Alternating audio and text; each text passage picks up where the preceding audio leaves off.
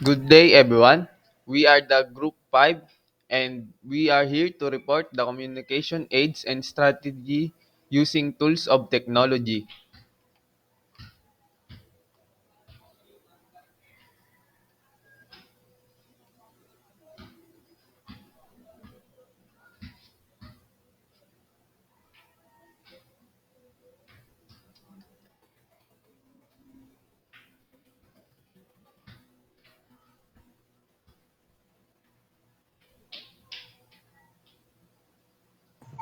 Okay, class, before we start, let's pray. Dear Lord and our Almighty Father, thank you for this blessed day that we are united today. Thank you for ways in which you provide our daily needs, for your protection and love. We thank you for always. Help us to focus our hearts and minds now what we are about to learn.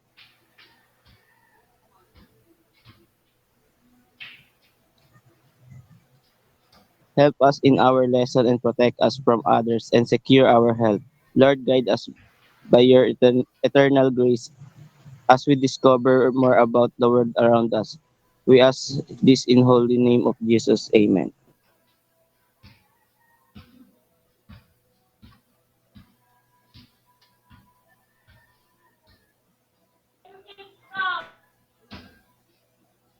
For the reminders, please mute all the microphones if the presenters will be discussed and actively participate in our report for today, especially in our icebreaker.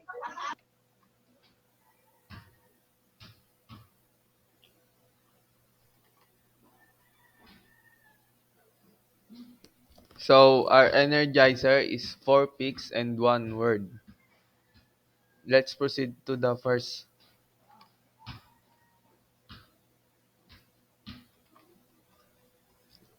May I call on Abobo Cyrus Leo to answer number 1?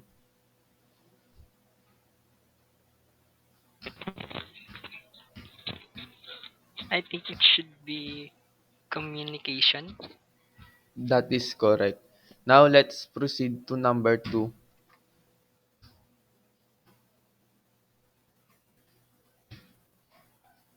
May I call on Ilad Villano?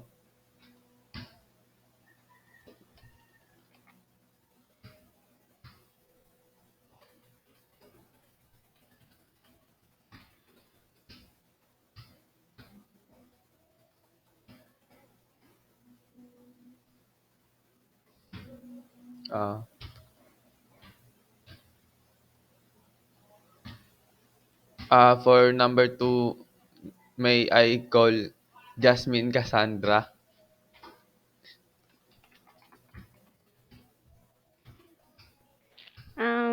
I think po technology.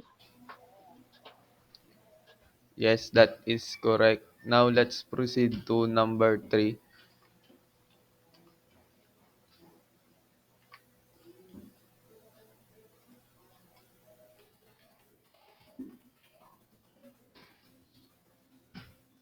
May I call on Princess Magno for number 3?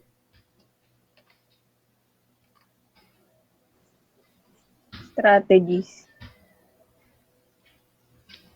Yes, that is correct. And for number 4,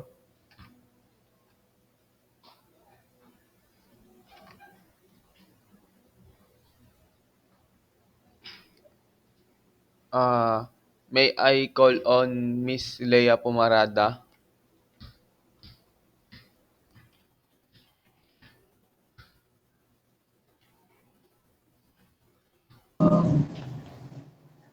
Audience po. Yes, that is correct. The answer is audience. And for the last of our energizer,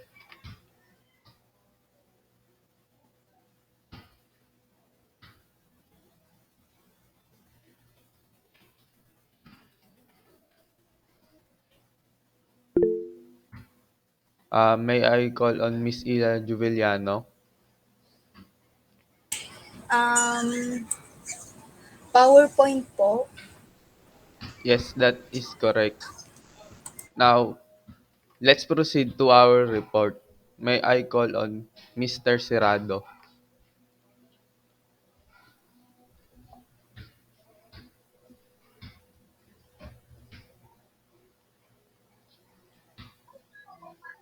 So good morning to everyone. So I am here to present the introduction of communication. So what are communication aids? Communication aids are anything that helps an individual communicate more effectively with those around them. These are also the visual support that presenters use to make their presentation interesting and effective. So yung communication aids po are the things that help the communicators and the audience the message to be effective. Ito po yung mga nakikita po natin like mga visual aids, like yung mga students po na like hindi problems po are hindi po more comfortable sa visual, di rin sila comfortable sa spatial or yung kung ano yung mga listeners na listening from the discussion itself. So these communication aids are very important to us, especially kapag in a large area to be effective po yung communication, especially yung message na pinaparating po nila. So in choosing the correct communication aid, choosing a particular electronic facility will require careful assessment of the abilities and needs of the individual so that the best device can be chosen. The majority of aids need to be programmed with suitable messages and a structure to suit the individual using the aids.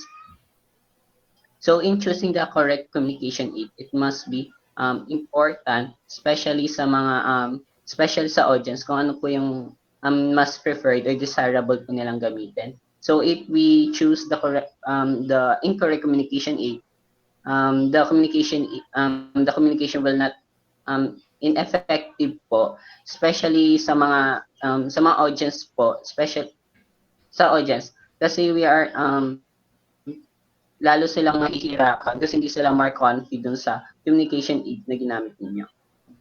So next po.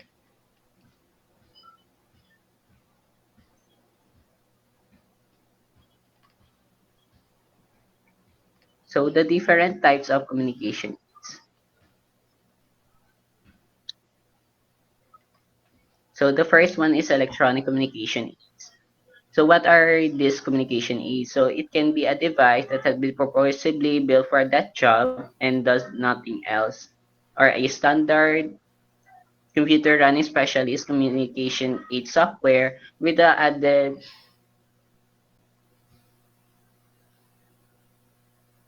benefit of being a computer as well. So ito po yung mga nakikita, yung ginagamit po natin nowadays, especially mga laptop, tablets, cellphones. Ito po yung more on ginagamit sa mga businesses na technological advance to do yung mga kailangan nilang gawin, especially sa mga jobs po like IT, and as a student, ito rin po yung mas ginagamit natin to communicate to our professors, sa students, especially it become more useful in this pandemic po. So in artifacts naman po, these are the objects made by human being, which is typically an item of cultural or historical interest. So ito naman po, ginagamit po natin siya, nakikita po natin to give evidence sa mga past times po natin, especially nakikita po natin ito sa mga museums para makita ng mga tao, especially mga younger generations, na ang artifacts po ay hindi po nawawala at hindi po nawawala rin ang history na kailangan tumatak po sa isipan ng mga tao, especially sa communication po natin ngayon.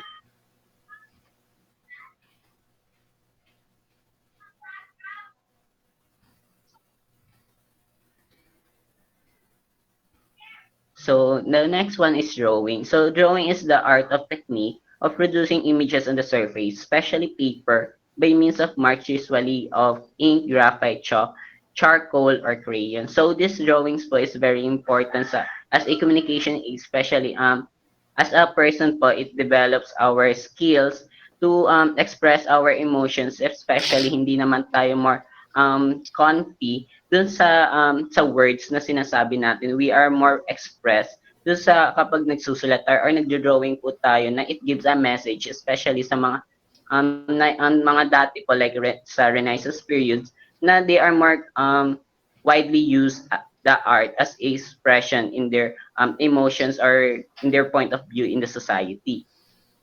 So next one is objects. So these are the material things that can be seen and touched. So ito naman po is very alam naman po natin kapag may nahawakan tayong bagay, it gives a meaning or anything a message to the audience or the receiver. It gives also an examples to visualize po especially sa mga babies to teach them also. So this next one is the model. So these are the usually miniature representation of something. So yung models naman po, ito po yung palaging ginagamit po sa mga architect or mga engineering po na when they are building a structure po. Ito po yung mas nabi-visualize po nila kung ano po yung magiging outcome or yung plano po nila do sa desirable location po na napili nila. So in these models po, ito po also din ginagamit sa before ng mga past histories po when we are planning po yung kapag sa mga gera po dati.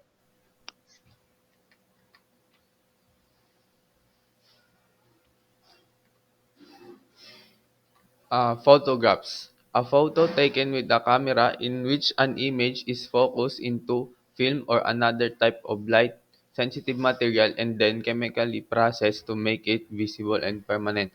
Uh, the example of an photograph used by an visual aid that I can give is in the history books because photos offer us an insight into the past. They can capture important moments in history, events that changed the world, and preserve them forever so that we can tell the next generation about it. The next is white or blackboard. A large board with a smooth, typically dark surface attached to a wall or supported on an easel and used for writing on with chalk, especially by teachers in schools. We can see whiteboard and blackboard common in schools and when in math using to project the formula for the students to understand. The next is paper or handouts are printed materials given to inform or provide additional information. Also, a paper containing a summary information or topics which will be dealt with a lecture or talk. Uh, the example that I can give you with the paper or handouts are the modules that we are given on the times in the pandemic. And next is flip charts are large sheets of paper usually positioned on a tripod to be used with a thick and differently colored marking pens. Uh, Charts such as flip charts are commonly used for presentation. You can always see them when in cartoons or TV shows. They are presented always when talking about business or something. Now, let's proceed to next, which will be reported by Mr. Cardano. Next is LCD projector. It's a type of video projector for displaying video, image, or computer data on a screen or other flat surface. It is a modern equivalent on the overhead projector. A projector based on a liquid crystal display or an LCD projector can show an image, data, or video. A projector for LCD screens uses transmissive, transmissive technology due to their lower production costs and superior color fidelity. LCD projectors are more widely used than many alternatives. They are frequently employed in seminars, business meetings, and presentation. Next is a microphone. It's a device that translates sounds vibration in the air into electronic signals or scribes them to a recording medium. A microphone is a device that enable many types of audio recording device for purposes including communication of many kinds as well as music, vocals, speech, and sound recording. Next.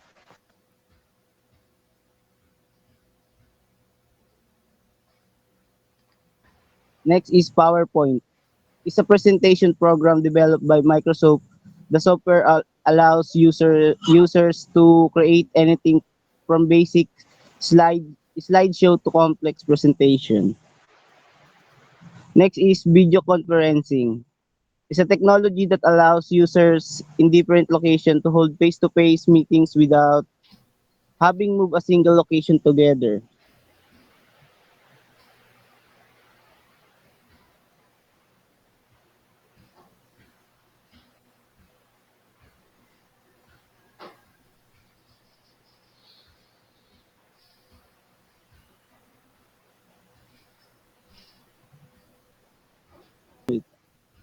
Conferencing is a type of online meeting where two or more people engage in a live audiovisual call with a strong internet connection. The participant can see, hear, and talk to each other in real time, no matter where in the world they are. In a business, people typically use video conferencing to communicate and collaborate within and outside an organization. You just need to set up the necessary hardware and software to get the most out of the experience. Next is the text messaging or texting. It's the act of com- composing and sending electronic message, typically consisting of alphabetic and numeric characters between two or more users of mobile devices, desktop, laptops, or other type of compatible computer. Next.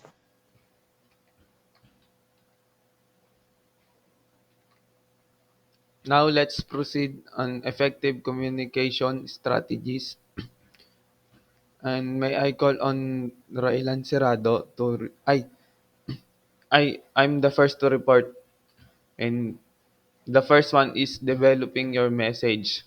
First, in developing your message, you need to identify your target audience. Even when addressing the same issues, message should be tailored as specifically as possible to the target audience.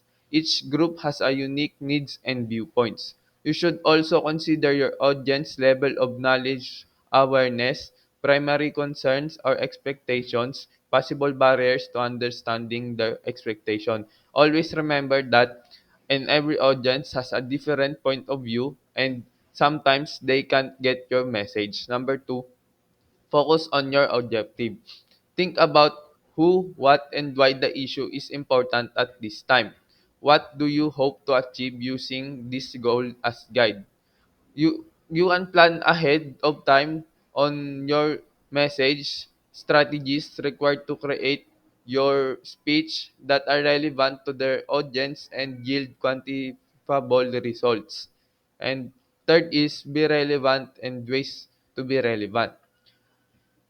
We need to be relevant because relativity is crucial once the hearer, reader, or audience has determined a meaning that matches their expectation in terms of relevance. The communication is complete and valued, meaning if the audience has is relating to the message, they can give value to your message and understand what you want to deliver. This is the ways to be relevant. Relate the issues to a school, district, or division context. Number two, people focus on issues they are concerned about. Number three, articulate impact on the students and school. Number four, include some supporting points about what parents, teachers, and students can do. And lastly, provide contact information. The next on developing your message is be clear and concise. Speaking succinctly can be valuable skills to possess, particularly in professions that require frequent communication. This is so that you can keep your conversations relevant and fruitful and possibly improve the likelihood that your audience will remember the information you share. By becoming clear and concise, using appropriate grammar carefully, structuring your sentence to remove unnecessary words, and selecting your words carefully and precisely. You can make your point quickly and easily understood by the audience if you write with a clear and concise manner. And lastly, be consistent to the points you make. In communication, consistency typically refers to two things: repetition and frequency. It's difficult for people to miss your point if you repeated what you want to deliver. So don't afraid to emphasize your main points. This is the things that you always remember. Emphasize the importance of prevention and early intervention. Identify the link between the issues or topic and learning and behavior. Reiterate the effective interventions and proper supports improve children's outcomes. Fourth, describe at least briefly the school psychologist's role in addressing the issue. And lastly, encourage people to seek additional information from your or their local psychologist. The next is kings, key things to consider when communication change. Key things to consider when communication change. First, you need consistent and timely, honest, accurate communication. Explain the vision, plans, anticipated benefits, and progress of the change initiative. Next is the capture and addresses question and issues promptly. Aim to maximize participation in the change process by involving employees. Next is constantly reinforce common themes and message. Next is encourage discussion and dialogue about change. Adapt communication strategies as needed in order to address the result unforeseen issues. Adapt the communication to the audience. And the last one is ensure to communication is effective. So, bago baguhin yung sa ano, you need to be a consistent and to be honest sa about sa ano babaguhin. Then you need to you need to explain sa kanila yung mga plano na dapat baguhin, then kung ano yung benefits or makukuha pag binago yung kanilang ano. And the next,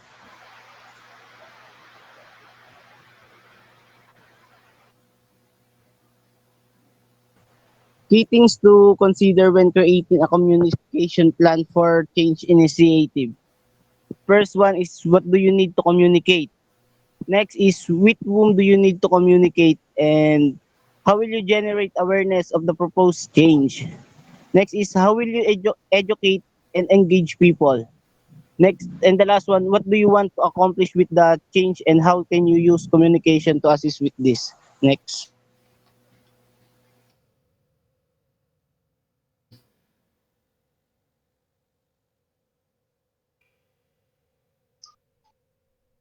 For understanding the message, the first one is who are they, who they know, understand already, what drives motivates them, what question concerns might they have, what tools channels will you use to communicate, and who is the primary contact for employee questions or concerns.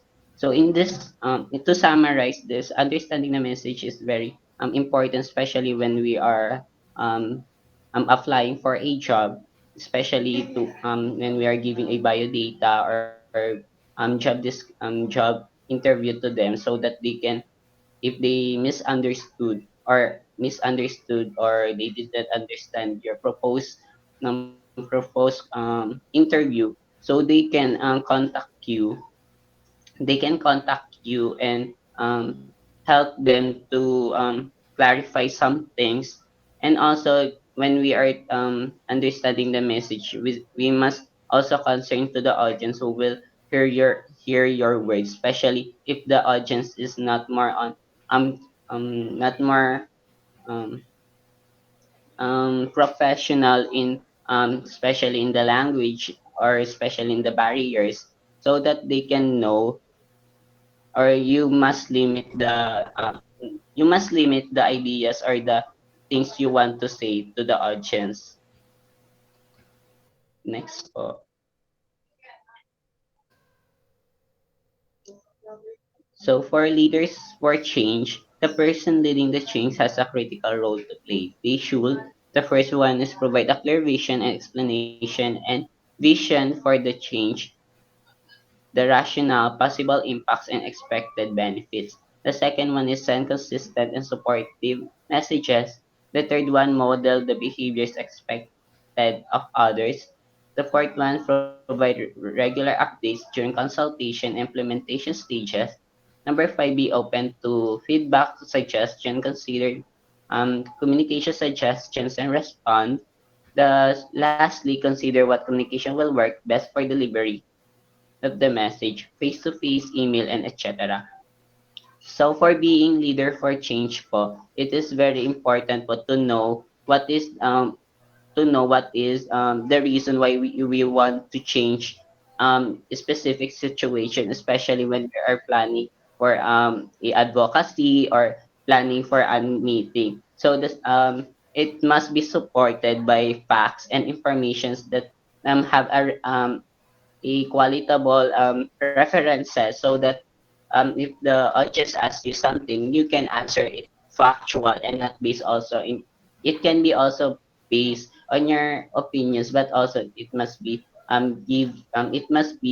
supported by facts informations. So the and if we must also expect the behaviors also of the said audience or the members of your group so that if we know how they paano sila makakasunod do sa gusto mong makakasunod do sa gusto mong plano, and that also gives you to open up something about sa kanila, and they will also makikilala mo din sila kung based kung ano yung kaya nilang gawin. And lastly, we must also, as a leader, we must open to feedback and suggestions, especially sa klase po natin in this pandemic. We must also open sa mga gusto nating i-suggest to make our class effective, especially sa mga lesson na hindi natin kayang maintindihan ng pangsarili lamang. And also in making a plan, so we must also know paano yung mas effective na gamitin para ma-deliver natin yung message. Before, we are more comfortable sa face-to-face kasi mas open up tayo and makikita natin yung reactions ng mga audience kung ito ay tama or sometimes kung ito ay may some clarification. So next po.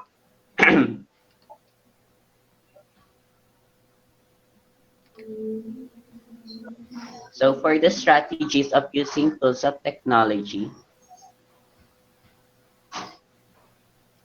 so the first one, keep it simple, avoiding too much information in the graphic. The impact should be immediate and clear. By keeping the visual simple, you can also maintain maximum personal with your audience.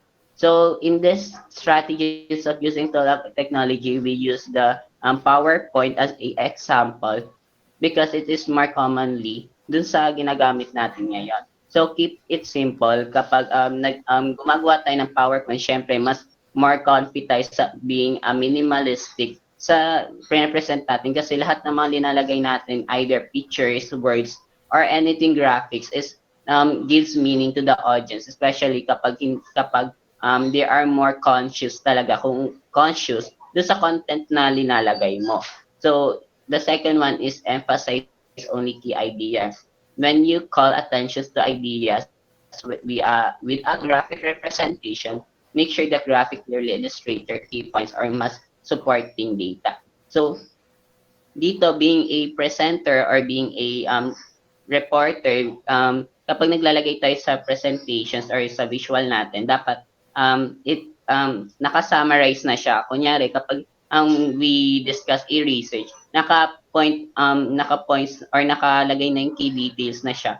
Kasi mas naintindihan nung audience yung sasabihin mo kung may visual support sila, kasi kapag linagay mo yung buong summary or I mean buong report, na hindi naka-summarize, first of all, hindi sila makikinig na kasi mahaba yung nakalagay doon kasi they are more comfy dun sa more mas maikli and more detailed na siya dun sa visual na yon.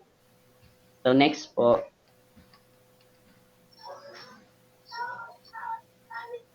The next one is show what you can say.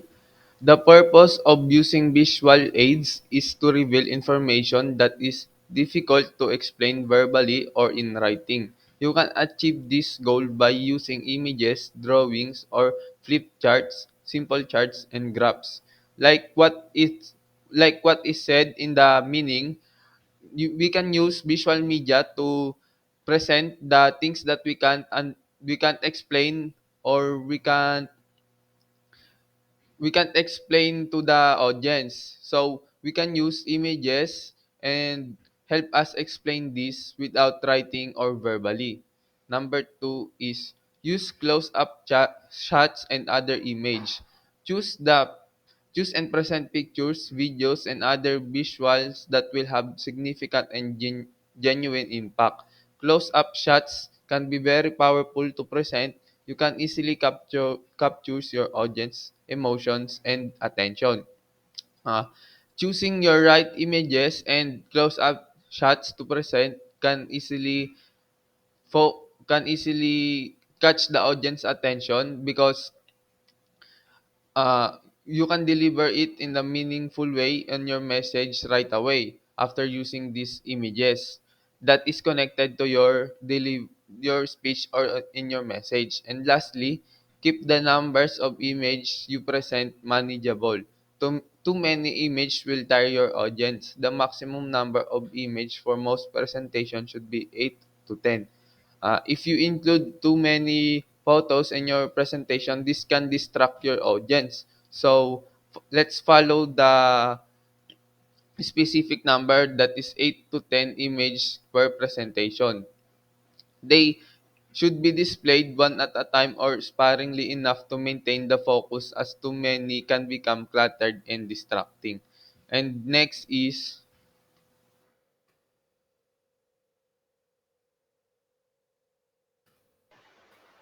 Next is combine variety with coherence. If you use several images, vary the design enough to make them interesting but keep them aesthetically considered. For instant use of the same colors or type font, but vary the content or mix photographs with graphics that maintain the same style throughout. So if you utilize multiple photos, change up the design just enough to keep them fresh while maintaining a uniform look.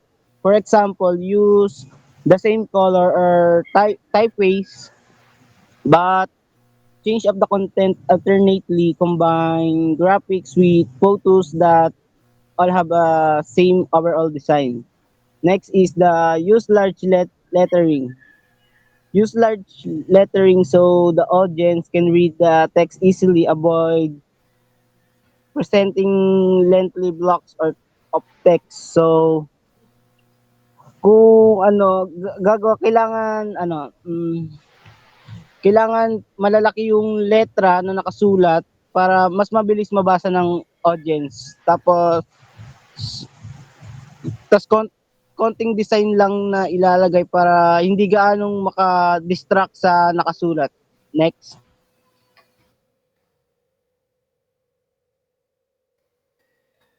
Now let's proceed to the tools of technology in communication.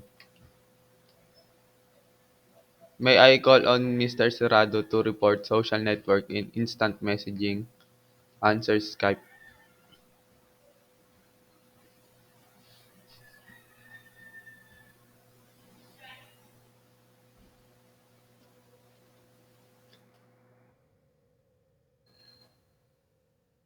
so for the communication tools, the first one is social network. So Twitter is a form of mass communication as messages get spread to many recipients.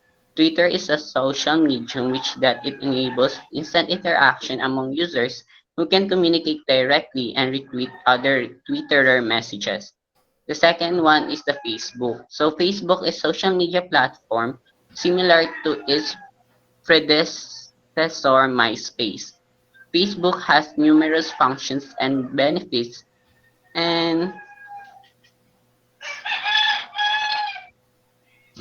allow users to communicate on a one-to-one basis or to large groups. So social networks are the apps or applications used to socialize many people around across the globe. So especially ginagamit po natin yung Facebook and Twitter to socialize other people, especially sa malalayong lugar, but somehow other people are not more use this type of social communication tools as hindi sila more on sa modern especially mga sa tribo, sa mga tribes or sa mga nakatira sa mga um, sa mga urban areas. So the second one is instant messaging and Skype. So instant messaging saw its peak early in the 21st century before the rise of the more interactive social media platforms. So like dito, mas ginagamit natin before yung messaging app like lalo na sa mga keypad na phones or sa gadgets na mas preferred na gamitin pa rin ng mga tao ngayon, especially hindi siya more di naman lahat ay malakas yung data, hindi malakas they are more di nila more ginagamit yung mga Facebook or ibang social apps kasi dito na sila nasanay sa messaging. Then ito din po yung mas mas ginagamit ng mga parents po natin, hindi kagaya ng social networks. As in, ito po yung mas preferred sa communication po nila sa isa't isa, especially sa mga friends nila before. So next po. The next is phones. Before phones, landlines were the main means of communication for most people. Back then, cell phones were regarded as a luxury item. In many nations today, including the Philippines, wireless phones are primary means of communication.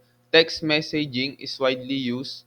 And lastly, the advent of smartphone has enabled mobile phones to have PC functionally to send large pictures and files. Dati, mga ginagamit lang ng mga lolo't lola natin is yung binabayaran na landlines.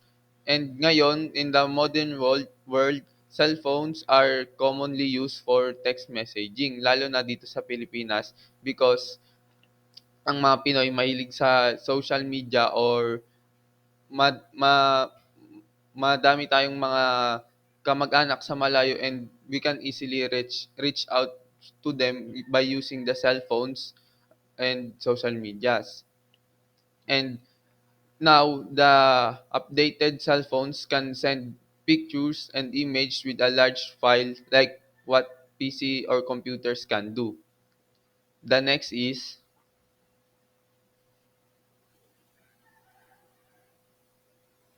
the next is email and Mr. Cardona will Email in 1995 in 1945, Ma- Massachusetts Institute of Technology researchers and staff first used as email. Email is a function of the internet and users can access it from myriad of devices including cell phones. So we can message transmitted and received by the digital computers through a network. Then an email system allows computer users on a network to send text, graphics, and sounds and animated image to the other user. Next.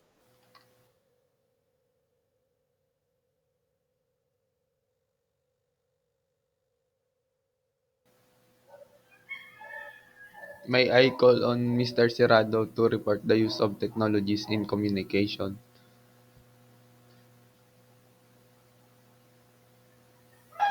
So the use of tools of technology in communication. Using technology in communication has become a necessity. Is now part of our lives. People communicate through emails, faxes, mobile phones, texting services, video conferences, video chat rooms, and other social media channels. As time goes on, more emerging technologies will change the way we communicate, and it will be up to us to embrace them or not. So in this, the use of technology in communication is very important right now, as because people have become more connected in technology as their source of communication. So by this slide po, they are the hindi na po sa kanila nawawala yung technology because it gives them more easy to socialize and interact with others, especially ngayon mas ginagamit natin messenger, emails to contact other people, especially in this pandemic.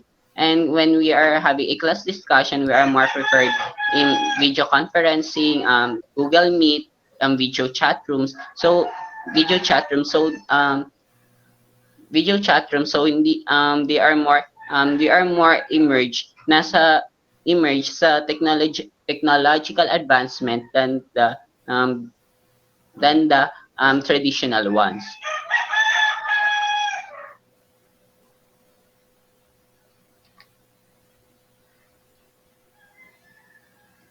May I call on Mr. Cardano to report the impact of technology in communication to a business? So today, every business uses technology in its own way to reach the media and targeted consumer. And business have embraced technology by easing communication with companies and among investor and suppliers.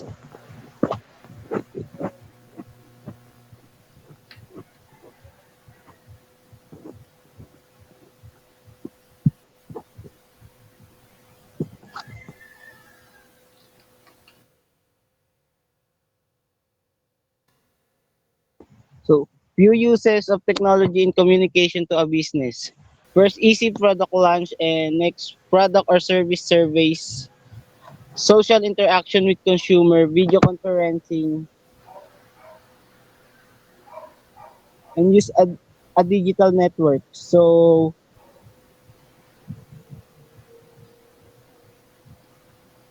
business really on a several aspect of technology for communication such as email, Skype, instant messaging, business phones, video conferencing technology, and etc. So communication breakdowns can lead to disaster for business and employees. So technology can assist in ensuring that you are prepared for even most difficult communication obstacle. Next. The last one is the impact of technology in communication to individuals.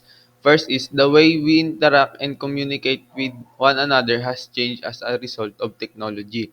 People can forge new friendships and rediscover old ones as social-based networks are used more frequently. Parents can communicate and monitor their kids using technology. The technology has a big impact on each individual of us. They This is how we learn, think, and communicate. It has a significant impact on the society, and today it is difficult to imagine life without it. Technology and society are intertwined and interdependent and mutually influential. Just like we said in the meaning that we can easily communicate with technology because of Zoom, Skype, social medias, and others, and we can rediscover old friends and make new ones because of these social medias and text messaging apps. And now let's proceed on the few uses of technologies towards individual. Text messaging service is widely used in the Philippines. Social networking platforms also used in Philippines like Twitter, Facebook, and Instagram. And third is parental security apps, and parents can monitor their children's and know that they are safe. Fourth is free internet calls. Other establishments here in the Philippines have free internet for calls or messaging. And lastly, the use of emails. In the times of pandemic, emails are widely used for communication. And now, let's proceed to the last part of our report, modes of speaking. The first one is impromptu speech. Impromptu speaking is the presentation of a short message without advanced preparation. Impromptu speech often occur when someone is asked to say a few words or give a toast on a special occasion. You have probably done impromptu speaking many times in informal conversational setting. Self-introduction in group setting are example of impromptu speaking. So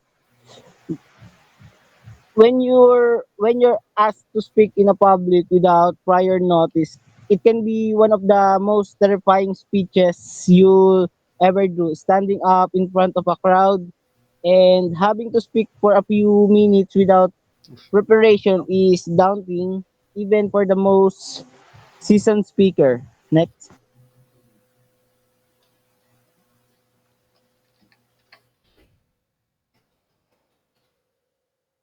So for the extemporaneous speaking is the presentation of a carefully planned and rehearsed speech spoken in a conversational manner using rhythm. So this extemporaneous speech is one of the examples is when we are having a reporting during face-to-face learning. So when we are reporting, we have a some notes or having a index card that have our points of view. Sometimes when we are rehearsing something, we often use the parts the index card when we forget something, so that when we read it again, so it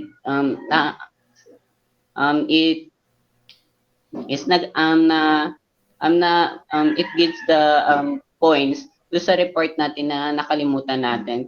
Kasi there are some students or some people na we are not more confident, we are not more mabilis magkabisa ng isang report in a short period of time. So by this use of extemporaneous speaking, we are more mas natututo and mas nadi-discuss natin briefly yung isang particular topic when we have a main point, especially kapag may copy tayo ng mga points na yon.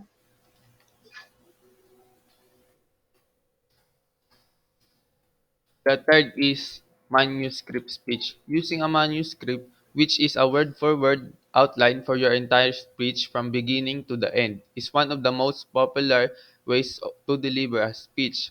The advantage of this manuscript speech, you can exactly tell word for word, and the only barrier in this manuscript speech is having reading a complex sentence or mispronunciation of a word.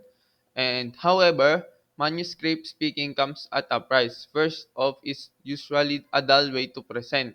The presentation is usually boring unless the speaker has prepared the reading of, with as a full performance animated with expression and gestures. Uh, the disadvantage of this is being boring and not attracting your audience to your message because you always look at your manuscript and not on the audience. So this is a disadvantage in manuscript speech. And lastly, the memorized speech. The mode of recitation of a written message that the speaker has committed to the memory is known as memorized speech. Which time they act out a scene for a play, television show, or a movie script, actors, of course, recite from memory. Yes, just like what it is said that most actors or theater performer always memorize a script, and this can be called memorized speech. The advantage of this is that it enables the speakers to maintain a good contact with the audience, and being free of notes means that you can move freely around the stage and use your hands to make gestures. And this can also help to attract your audience attention. And what is the disadvantage of memorized speech? The disadvantage of this is when you forget the lines that you are memorized, you can go blank or destroy the momentum that you build up in the early presentation of your report or performance. And that is all for our report. Thank you for listening, guys. Have a good day. Bye bye. Thank you po.